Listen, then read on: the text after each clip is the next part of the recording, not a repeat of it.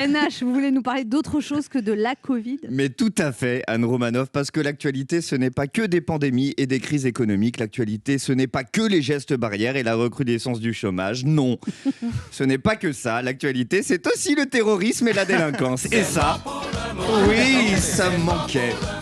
Ça manquait depuis quelques mois. Hein. L'ambiance post-confinement n'était pas assez anxiogène dans le pays. Hein. Même pas le temps de se dire...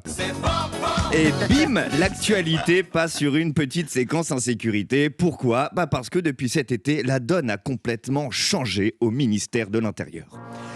Adieu Christophe Castaner, le petit prince de la Tchunga. Fini les tournées vodka tagada à la DGSI. Adieu le trublion de la place Beauvau.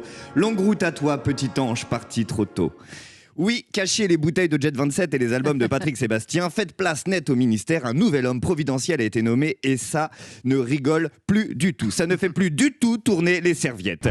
Un nouveau ministre de l'Intérieur comme on en a une fois chaque décennie. Omniprésent partout et tout le temps. Après Nicolas Sarkozy dans les années 2000 et Manuel Valls dans les années 2010, voici venu Gérald Darmanin.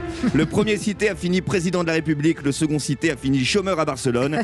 Sans vouloir faire de pronostics sur l'avenir du petit dernier, mais je peux éventuellement lui suggérer d'excellents professeurs de catalan. Gérald Darmanin, tout comme ses célèbres prédécesseurs, a annoncé vouloir éradiquer la délinquance et les trafics dans les quartiers populaires comme dans les beaux quartiers. Il paraît qu'il voulait même rajouter au Karcher, mais la phrase était déjà déposée. Et pour ce faire, une nouvelle loi, 200 € d'amende pour chaque consommateur en possession de produits stupéfiants. Alors je ne sais pas si Monsieur Darmanin va éradiquer la délinquance avec cette loi et son omniprésence, mais si jusqu'à maintenant on connaissait les ministres de l'Intérieur qui en faisaient des caisses, eh bien on ne peut pas reprocher que celui-là, au-delà d'en faire des caisses, il compte bien aussi remplir celles de l'État.